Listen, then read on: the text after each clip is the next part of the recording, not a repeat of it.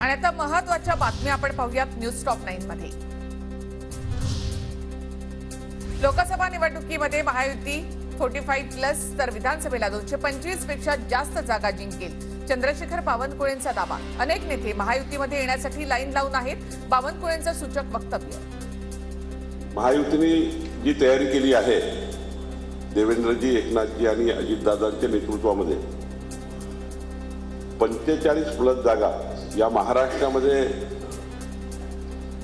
51%ची लढाई जिंकून आम्ही जिंकणार आहोत।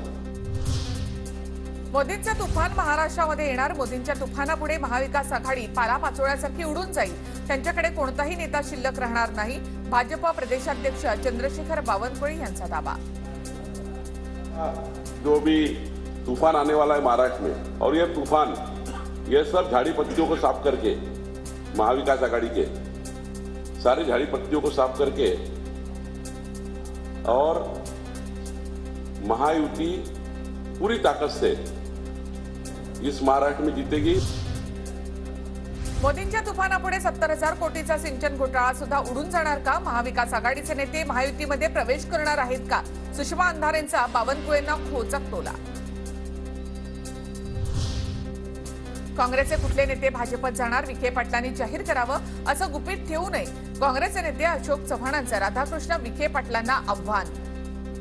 मी सांगा ना कोण कोण इच्छुक आहेत।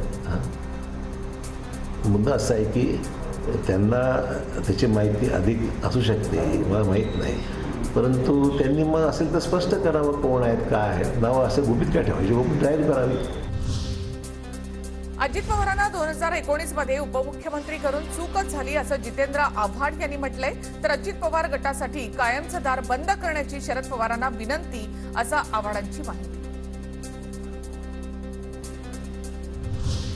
कोण कुठे याची चिंता नाही, पण कोण बाहेर पडतात हे पाहणं महत्त्वाचं ठरेल। रोहित पवारांच्या शिबिरातील गैरहजेरीवर सुनील तटकरे यांची प्रतिक्रिया। कोण कुठे आहे बाहेर त्याची मला चिंता असणं काही कारण नाही, त्याच्यातले कधी कोण बाहेर पडतील हे महत्त्वाचं आहे, ज्याचा उल्लेख बावनकुळे साहेबांनी केला। विरोधात असल्यामुळे जितेंद्र आव्हाड टीका करत असतात, आव्हाडांना सोबत घेतलं नसतं तर आज जे घडलं ते तेव्हाच झालं असतं। 2 ते 2.5 वर्ष महाविकास आघाडीचं सरकार कदाचित टिकलं नसतं, छगन भुजबळांचा दावा। बरोबर ठेवलं नसतं तर जे आज जे घडलं कदाचित ते त्याच वेळेला झालं असतं, आणि 2-2.5 वर्ष कदाचित ते महाविकास आघाडीचं सरकार टिकलं असतं की नाही काय माहिती, हे माझं स्वतःचं मत आहे।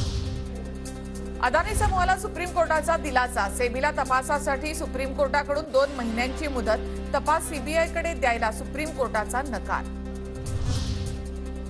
5 जानेवारीला महायुतीची महत्त्वाची बैठक होणार, आगामी लोकसभा निवडणुकीच्या पार्श्वभूमीवर बैठकीला महत्त्व, बैठकीला प्रमुख नेत्यांची उपस्थिती असेल, युतीमधील सर्व घटक पक्षांच्या नेत्यांनाही निमंत्रण।